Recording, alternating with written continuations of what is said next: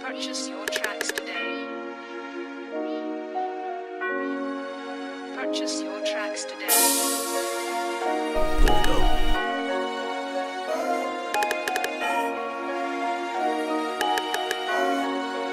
Weezy, you a fool for this one.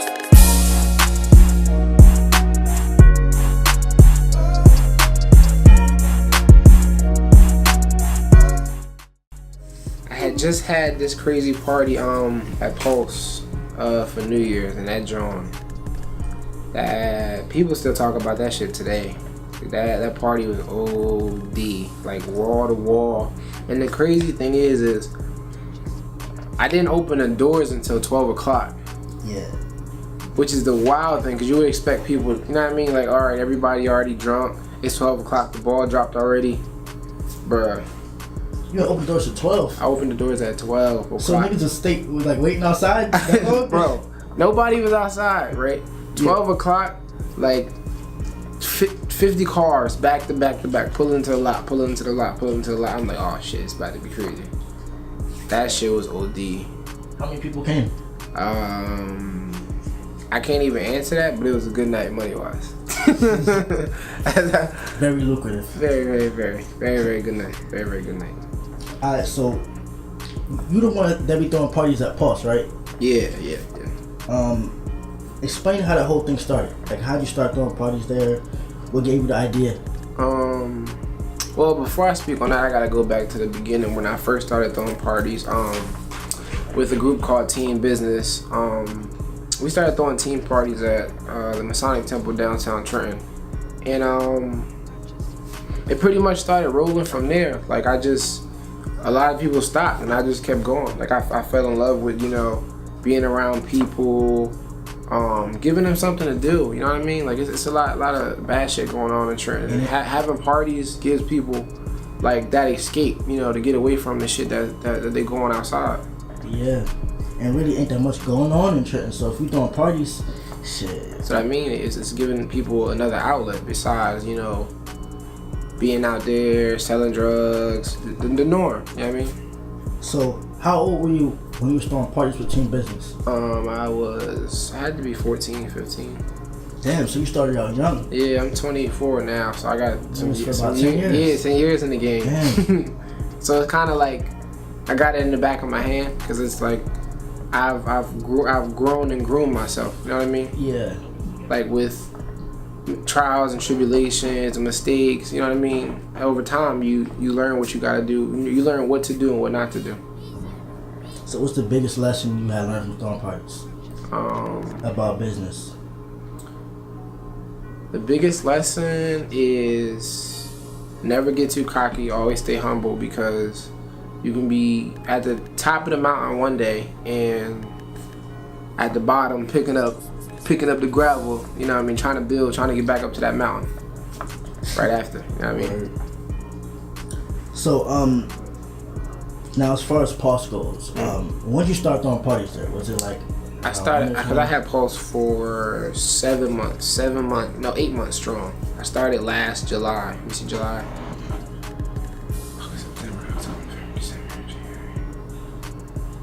Oh, it was before that. I think June. I threw my first party at Pulse was an 80s versus 90s party, and after that it just rolled. I started coming up with themes every weekend, and that's what brings people. Themes. You can't just say, yeah, I'm having a party Friday, come through. You gotta have themes, and when you have a lot of themes, that gives people an idea to dress up maybe or come a certain way. Yeah. So what was the growth like from the first party to the last party, as far as people showing up? From like Pulse, or are you talking about like Pulse? Okay, just Pulse. Okay. Yeah. The very first party, it was popping, but it wasn't like the usual. And over time, more people started hearing about it. You know what I mean? It started reaching out to more and more people, and the more it reached out, the more people came. So every weekend, it was just getting bigger and bigger and bigger. And then every Friday and Saturday was packed. And I like the way I had it and the way I did it, because it left a lasting impression on a lot of people. I mean, some people didn't like it, some people did. You know what I mean? But it left an impression on people, period, to the point where people are always still asking about Pulse. You had people from Trenton, Lawrence, people from... That's what it was all over. That shit was nuts, bro. Yeah, man. What's the craziest thing that you had seen in Pulse? Because I remember I was there one night, niggas started fighting. Bruh. I had ducked down like somebody about to shoot, but come to find out they was just fighting over Bruh, the craziest thing that happened at Pulse was where, I don't know which set, I don't know. See, I'm pretty neutral with everybody, you know what I mean? Like, I don't have it bad with anybody, so I get different gangs, you know what I mean, affiliations coming to my parties because everybody bangs with my hustle and how I do things. So it's all mutual. So I got people that I bang with or bang with me from East, North, you know what I mean, from all over. So the craziest thing that happened was, I don't know which set it was, I don't know what, but we was about to end the party. I don't remember which date this was. And niggas started fighting, and then this one dude jumped over the couch with a bottle in his hand and hit a nigga in the head with the bottle. Yeah, that shit was OD. That shit cracked? And yeah, I'm behind the counter like, yo. And then my security just had to break. It was too many. See, like Pulse was lit, but it was kind of like a confided space. So very small. You know what I mean? So if you had an issue with somebody and you seen them and you make a move, you got time to punch on a nigga a couple times before somebody get to you. You know what I mean? Right. So yeah, that was the only thing. It was a confided space. Alright, so Pulse ended. Why did it end? What happened was the people that I was doing business with, I'm not gonna say their name. I found out that they weren't the original owners of Pulse and that I was subleasing from them and I was giving them too much money. You know what I mean? And being that it was my first time running the lounge by myself, because I was running the entire lounge operation by myself, like they weren't helping with anything. They just said, yeah, we want you to promote, you can make a lot of money, you know, just give us a monthly, you know what I mean, here and there. And at first I thought the number was too high, but I started accumulating a lot of money, you know, just from my pocket alone. Like I the whole time I was working at Pulse, I had no job. Damn, so you was making enough money to just cover all that shit. Cover my car, my daughter, my house, everything. You know what I mean? It's crazy. Yeah, and still paying them the amount that I had to give them, which means I was making way, you know what I mean? Yeah. So, yeah, I found out that I was subleasing from them and I was giving them too much money, and then I thought, like, I'm giving them all this money, I could be doing this shit myself. Word. Cutting costs and making way more money for myself, you know what I mean?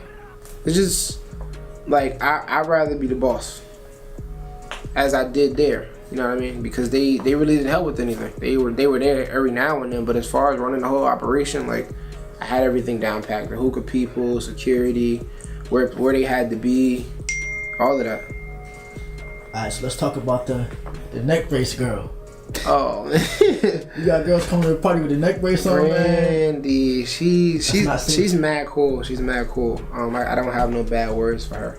But as far as her coming with the neck brace, I'm not gonna turn down no money yet. I mean, so if somebody want to come have fun, and then you got a neck brace on, I'm gonna say no because you got a neck brace on. I mean, that's a high risk for me as far as insurance. But I mean, she came there, she danced, she just chilled. I mean, she just got put as a meme because, like, why would you come to a party with a neck brace on? Yeah. So it kind of blew up. You know what I mean? Was she twerking on niggas or what? I don't know. It was too many people in there. When I'm at a party, like, my mindset be somewhere else. Like cause it's like you. With me and doing parties, I feel like the difference between me and other people is when I have a party, it's like my dream. It's like I envision it going one way, and then when it happens and I'm there, like, my mind is completely somewhere else. Like, people be saying what's up to me and I be saying what's good, but I don't be there. You know what I mean? Like, I be somewhere else. Like, are you focusing on making sure everybody's okay? Or that's it. Are you focusing on money? Nah, not even, because I like when I throw parties, I know the money is there. It's not. I don't throw parties for money. I throw parties for people. I mean, the money's there, it helps, but that's not my main goal. Cause I could have threw one big party, made all my bread, and just said fuck everybody. You know what I mean? But I actually love doing it. That's why I continue to do it, you know? But when I'm there, it's like my mindset, I don't know where my mind be, bro. To be honest with you, I can't fully answer that question. I just know I'm there, but I'm not there. Like, my mindset is making sure like you said, everybody's safe. Nobody does any bullshit. I gotta make sure security is where the hell they supposed to be at. Make sure ain't nobody trying to get in, or you know what I mean. Screw it. That's basically it. Just gotta make sure everything's straight. But as a boss, you have to. Exactly. Alright, so in one word, what's the feeling of throwing a party and everybody's there? Everybody having fun. How you feel? Lit. L-I-T. Lit. Alright. Okay, so you made the World Star, right? Yeah. What was that like? Your phone blowing up? Yo, that was... the crazy thing was, right, I was in Atlanta with my daughter. I just came back from Atlanta again with my daughter. I was in Atlanta with my daughter, and I woke up, and I forgot who called me. Somebody called me and told me to look on World Star, and as soon as I looked on World Star, I was like, oh my god, yeah, this shit is crazy. Like, that party was wild. Like, OD, and that was the one I threw August 5th, the Return of Pulse party. I think it was lit because, like, people miss Pulse. Hell yeah. And once I closed it down, that was the last, that was kind of like a reunion party. That shit was bananas, bro. Bananas. So, why do you throw parties in PA instead of Trenton? Is there like a reason? No, actually, I've thrown parties. I do parties in both. Oh, but like Pulse was in. Pulse is in Bristol. Okay. It's just that's where the location was, so that's what I continue to do. I've thrown parties out here also at the Sonic Temple. And to touch back on the World Star John, that shit made 500K views in 3 days. Damn. That's different for just a party, you know what I mean? World Stars is mostly based on well, the website, the Instagram is different from the website. The website is mostly for people that are rap or that's trying to get, you know what I mean? It's stuff like that. Yeah. I mean, they do outlandish videos, but it's mostly for rappers to get on, I would assume. You know what I mean? Because you don't really hear it last year. This was last year? The last one? Alright, so what's going on this year? Like, did you find like a new spot? You doing new parties? I want to hush on that. I can't really say too much. It's a secret? Yeah, I'm working on that, though. That's why I really been low. And just doing my thing as far as networking with the people I'm supposed to network with. But I'm working on that now. Definitely. People miss Pulse, you know what I mean? And I miss Pulse myself. Like, that vibe was different, you know what I mean? That shit is crazy, bro. Yeah. People from all over. But that was the thing. It brought so many people from not even just Trenton, but all over, a vast variety of people. You know what I mean? It's very diverse. Very diverse. Alright, so you talk about networking, right? Mm-hmm. What are some celebrities that you had networked with? Let me pull this up. This is a couple. Cardi B in there, man. Yeah, man. I gotta meet Cardi B. She's mad cool, yo. I actually met her twice. Hi, you guys aren't Scott. How are you? Hi. We were looking for Scott. He's not here. No, he's not it. Well, we'll show. Okay, thank you. Sorry to interrupt. You should leave that in there. A Boogie. A Boogie? Yeah, I met him actually twice. The first time I met him, I was in New York at Aces. My boy Keno, shout out to him. He threw a party at Aces, and I actually met Kodak Black and A Boogie at the same time, and I ended up taking a picture of both of them. There you go, bro. That actually went viral on Facebook. I took a picture of both of them, and I talked to them for a few, but like when I network, like I say a couple words and then I bounce. You know what I mean? I try to leave an impression and bounce. I'm not trying to be like a groupie, like yo. You don't want to be doing too much. Yeah, no. See, but when you network with celebrities, you have to think of them as regular people also. You know what I mean? Like if I was in their shoes, I wouldn't want random people walking up to me, talking to me for a couple hours when I got money on my mind. You understand what I mean? That's true. So that's always my goal when I meet celebrities. I say what I gotta say. I make my lasting impression. Then I holler at you to the next time. But and then the second time I met A Boogie was another show in New York at Studio Square. And what happened? I had bought a regular ticket. I always seem to get in VIP. Like I don't know if security be looking at me like how I dress or just my aura. Cause I feel like this nigga's a star. That's not even. I mean that's but I just feel like with security and celebrities, they go off vibes and auras, and if you give off that vibe, you know what I mean, that you chilling, you not ODing, then they fuck with you, and it just goes from there. And then I ended up in VIP with him and just turned it up. It was lit. So who else you met? Cardi? Yeah, I met Cardi twice. The first time I met Cardi, my man's from Seaside, my ex-girlfriend's friend, he had made this jacket for me, and I'm gonna talk about that situation too.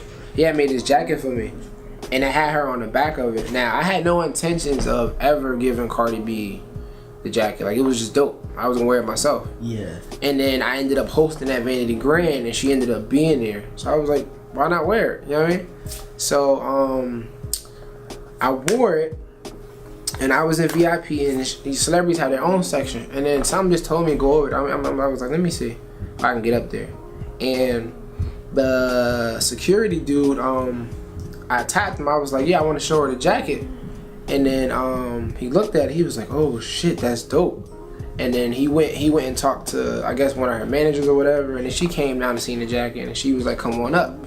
And then it just went from there. I showed her the jacket. She put me on her Instagram, shouted me out, all that. You know what I mean? It was just showing mad love. And then from then, it's been, whenever I see her, it's just mad love. And the second time was, I just seen her for New Year's. Like, I brought in New Year's with Cardi B. That's dope. That's mad lit. And how that happened is I had just bought a regular ticket, but not a regular ticket, a VIP ticket, but the VIP ticket was standing room only. I'm under the impression that it's in the vicinity that she's in, so I bought a VIP ticket, and then I get there and they like, yeah, VIP standing room is over here, and I'm like, the fuck? Yeah, like this, like what the fuck y'all got going on, man? Finesse? Yeah, like super finesse God. Then I'm like, oh man, I'm like, yeah, no. So